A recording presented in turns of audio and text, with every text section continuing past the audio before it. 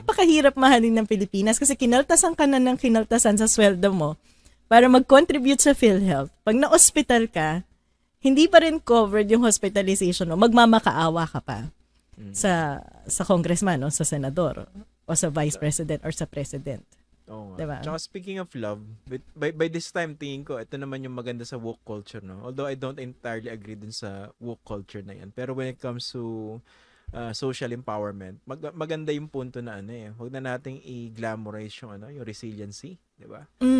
Yung parang, dahil mahal na mahal ko yung bansa ko, titiisin ko. Pero pag inisip mo, 3 dekada ng baha sa amin dito Pwede kulang na lang tubuan ako ng palikpik to prove my resiliency. Pero diba dapat kinakatok mo na yung pintuan ng congresswoman mo, ng congressman, ng mayor, ng DPWH. Ang laki-laki ng pondo nyo sa flood control. Anong ginagawa nyo rito, diba? Kasi sabi nga sa akin ng isang apologist, ang tanga-tanga ko naman daw, ba't ako nagrereklamo sa baha? Umuulan. Diba? Ganun ba? Oo. Dapat, syempre pag may ulan, may baha. So, diba? Dapat ihinto ang ulan. Ganun ba yan? Oo. Yun ang solusyon. Yun naman pala So, hindi ko naisip yun. Paano ba yung dadasalan? Pero so balik tayo dun sa as a journalist, diba? So ngayon, at least ang sinasabi mo kasi, walang na-punish, pero may diskurso. May diskusyon tungkol sa ethical standard. Kasama din to sa difficulty ng pagmamahal sa bayan ngayon Dahil ngayon nga, free market of ideas. Di ba kaya nga tayong dalawa nandito sa YouTube ngayon, nakikihati tayo sa free market of ideas. Hoping na mas marami tayong mapalabas na tamang impormasyon para pag-pick up ng mga tao ng impormasyon. Kasi mahirap di ba? May dagdag konteksto lang ako dyan sa free marketplace of ideas concept na yan. Kasi that's a very libertarian thinking na sige, lahat ng impormasyon pag pinagsama-sama yan, parang sa isang palengke, ultimately, yung tao, pipiliin niya yung tama. Neoclassical tayo yan ang presumption dyan. Ang problema, that presupposes that the people are properly educated and they are prepared to make decisions for themselves. That's number one. Number 2, dito sa day and age natin, itong free marketplace of ideas na to, na siya? Kontrolado siya ng private corporations.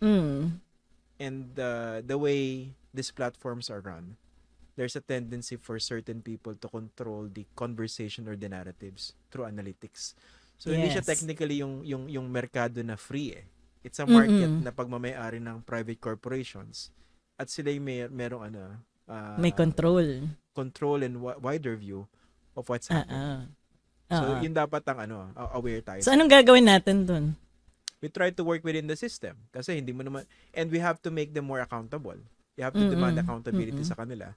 Kasi diba ang debate dyan, nung nagsimula yung Facebook na yan, yung Meta, tsaka tong Google sa YouTube, Meta na lang in particular, it's a corporation, diba? It's a private initiative na unang-una sinasabi nila, bakit nyo ba kami itatali sa issue ng press freedom o freedom of expression? Korporasyon kami.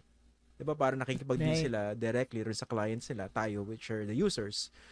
Pero, pag tinignan natin, merong imbued with public interest yung ginagawa So, it's an entirely different animal that cannot be treated simply as a private corporation. And that explained bakit over the years, mas tumataas yung accountability mechanisms ng iba't ibang pamahalaan.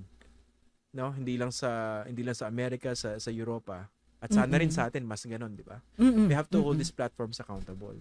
Actually, isa yan sa dun sa toolbox ng paglaban sa disinformation, yung tinatawag na platform accountability. Yes.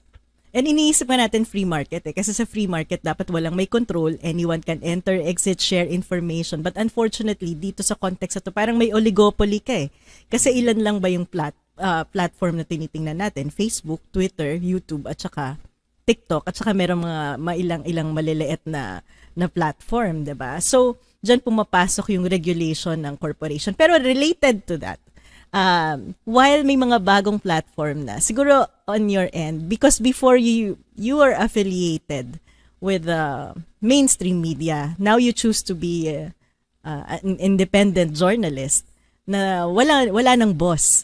Maybe you can share some thoughts on that and why you choose this pathway as opposed to being affiliated.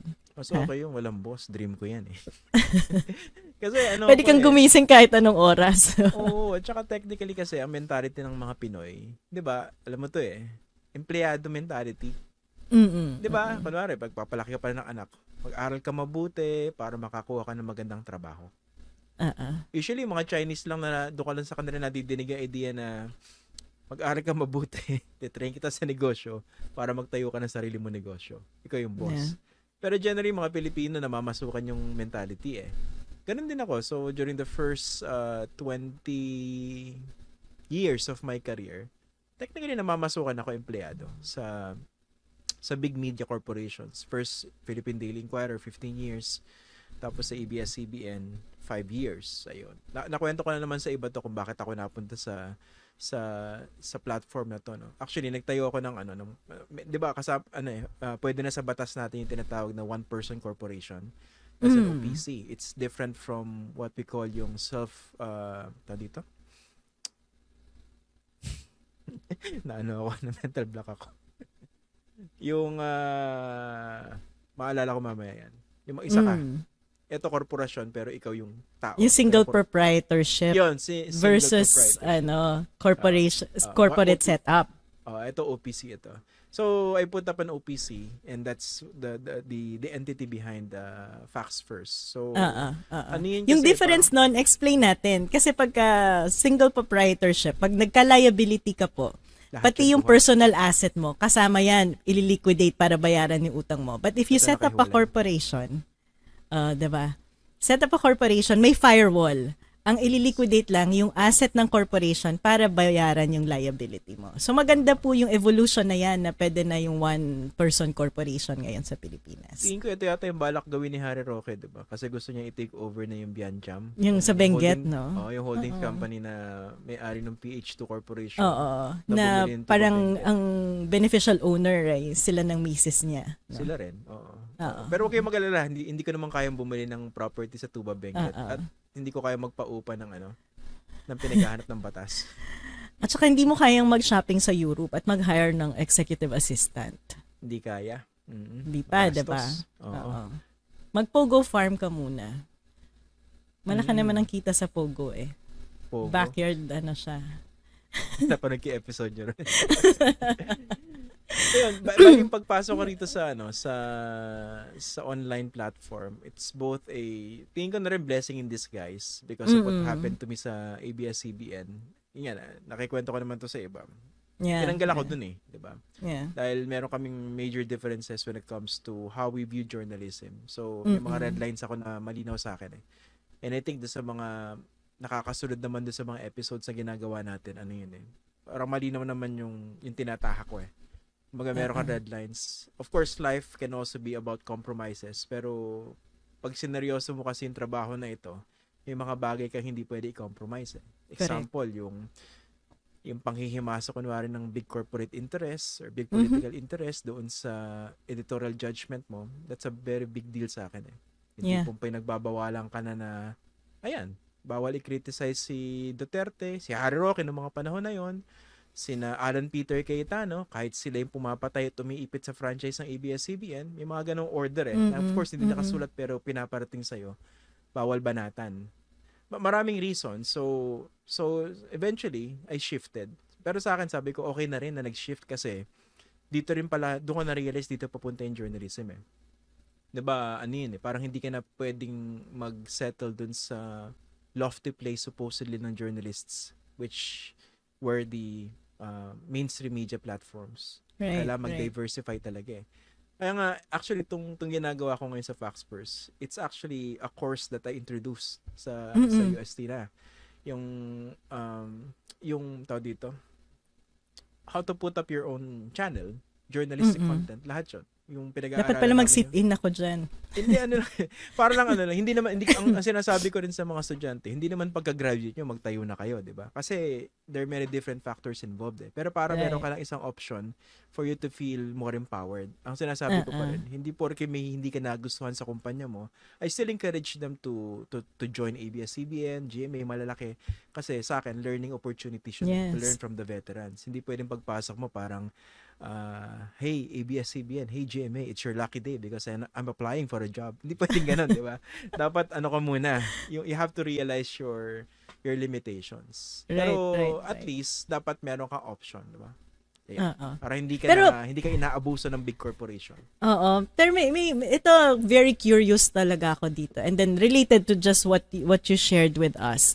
At related din sa pagmamahal sa Pilipinas. Kasi at the whole dynamic of information and the role of the media. Kasi sabi nga natin, information is power. But if you look at the profile, kung sino din naman yung mga may-ari ng media sa Pilipinas, sila din naman yung oligarchs na very powerful, na may control sa ekonomiya at may overlapping din yan sa politics. Halimbawa, ito hindi naman sikreto, di ba, na ang Inquirer, mga Romualdez din. Mining. Basta, at tapos they have mining, and then that's Speaker Romualdez.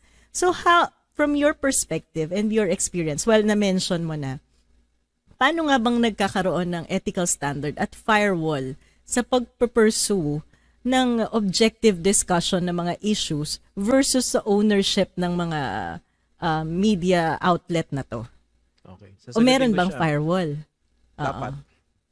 Yeah. Sacred kasi sa journalism yung ano. Kasi yung political economy of the mass media sa Pilipinas, very, very capitalist, no? Very, very Western, very, very US. So, hindi ka pwede magtayo ng isang news organization by yourself and expect to earn a lot. Kailangan magtayo ka ng isang korporasyon, pero isa lang yan sa mga korporasyon mo o mga business interests. For instance, pwedeng nasa real estate ka, pwedeng nasa garment, pwedeng nasa mining. Ngayon, kung ikaw yung negosyante, what would stop you from using your news organization to promote or to at least protect your other business interests? Kasi hindi naman sila mga journalist, diba? Mga negosyante yan eh. Yeah. Kaya nga, dahil ko sinasabi, even if this businessmen proclaim to the public saying that we promote honest to goodness journalism, ano lang yun, lip service yun. Kasi pagdating dun sa punto na naiipit na sila because of their business and political interests, which are very much intertwined, ano na yun, ang pipiliin niyan una yung profit. Ramdam na ramdam kayo na nasa big business, na nasa big corporation ako. Fortunately, dun sa Inquirer, ano lang naman ako ron hampas lupa lang ako doon. Hindi ko naman naramdaman yung pressure na, kunwari, bawal magsulat sa mining. Dahil yung may-ari ay kasal doon sa kapatid tama, di ba kapatid siya? Yes. Ni Martin Romualdez. Ako, personally, hindi ko naramdaman yon. Ang naramdaman ko, protected ako nung company editorially. At least sa akin, from my perspective, and that was limited. And, pero dun sa isa, mas naramdaman ko yung Pressure. Yung pressure to promote, yung to protect corporate interests. Sa akin kasi, hindi mo na ako pumasok na baguhan dun sa ABS di ba? Kumbaga, matagal na rin ako sa industriya. So, I knew my limits, I knew my non-negotiables. Pero ideally kasi dapat, dahil ito nga yung structure ng media ownership sa atin, may-ari isang malaking negosyante na meron ding ibang business interests, dapat malinaw na merong sagradong pader sa pagitan ng editorial at saka nung corporate. Ibig sabihin, yung corporate, hindi makikialam sa content. Pero ang dami natin nakikitang blurring of lines Ito example lang Trigger tuloy ako, ang dami example Naalala mo yung yung pag mag-i-election, yung maalaala mo kaya ng panahon na yon? Yes. Nag-feature ng mga kandidato. Kung tatakbo ka, na-feature ka sa maalaala mo kaya. Diba, si Grace Poe, si Bongo. Ang pogi nung gumanap kay Bongo parang that involved a lot of creative license. Hindi ko maalala, hindi ko pinanood sino ba yung artista na lumabas? Marco something. Sa literature kasi, diba, may tinatawag na willing suspension of disbelief. So, kailangan talagang gamitin mo yun. You have to willingly suspend your disbelief to be able to believe na itong artista to si Bongo. Ay, kamukha talaga ni Bongo. Sa akin, unethical yun. Kasi, yes, ginagamit mo yung arm mo, which is yung showbiz side ng kumpanya, to promote yung political interest. That's number one. And we see that all the time now, di ba? Yes, yung mga tatakbo, ang dami na nilang palabas sa TV ngayon May shows bigla, di ba? Diba? Ang dami. Nakakadismaya yan. And I was very vocal about that. Pati yung example nga, ito lang sa showbiz, di ba? Hindi mo napapansin. Yung mga, sa tingin niya, yung mga showbiz reporters na yan, ini-interview nila yung talent nung network. Sa tingin mo, yung mga showbiz reporters can ask questions that they are supposed to ask. kahit ako by nature, tingin ko napaka-inane ng journalism na yan, di ba? Pero yung tipong gusto mo itanong doon sa artista, hindi mo matatanong eh. That would have to be screened. Kasi pinopromote siya ng network eh. Alam mo, mawakwakin mo yung artista na yan. Correct. Pakita mo so, kailangan i-build up mo din. I-build up mo rin. So, nagagamit mo ngayon yung segment na yon in your newscast to serve the other aspect or interest of your corporation. Doon pa lang, meron na agad, di ba? Conflict of interest. Iba ba dyan, for instance, kunwari lang kunwari, yung may-ari, gustong palitan yung headline na lumabas sa website dahil tumawag yung amiga niya. Kapatid, di ba? So, yung mga ganyan, nangyayari yan eh. So, hindi lang, that's across news organizations, nangyayari yan. Yung mga minsan, tumatawag yung Malacanang, palitan mo nga itong reporter dito. Yung reporter nyo kasi masyadong, nakakainis. Hindi namin kakampi. Maraming tanong. Masyadong nang wawakwak. Oo. So, but in relation to that, dahil nga, napakalaki din ng kapital na kailangan to set up a media organization. Diba? At ito yung nature din from an economic perspective, yun ang iniisip ko. Part of the proposal to amend the Constitution is to liberalize the media industry. What's your take on that? Ako kasi, ang take ko doon, maybe media is not that powerful anymore as an institution dahil nga may free market, may sort of competition from the social media. But would the current situation or structure in the media warrant the amendment of the Constitution to allow foreign ownership of media in the country? Sa akin, hindi na. I would prefer to keep it sacrosanct. Kasi nga, as you correctly mentioned, di mo naman kailangan na ng foreigner to own a media company in the Philippines to promote whatever interest or agenda that they have. They can do that on social media na borderless. Right. Tapos kung ang issue natin dito, yung hindi natin maprotektahan yung honest to goodness values ng journalism because of corporate interest, bakit pa natin palalawakin? Sa tingin nyo ba, although, ang isang argument kasi dyan, baka mas mag-create na mas maraming trabaho, di ba? For instance, mabe-break yung duopoly, although broken na naman ngayon, di ba? Dahil dun sa shutdown ng ABS-CBN on free TV tsaka free radio. Yeah. Pwede siya mag-create na mas maraming trabaho. Pero sa akin kasi, mas worried ako rin sa shaping of public opinion attendant as to when you open the market to foreign ownership. Sa akin, I would prefer to keep it.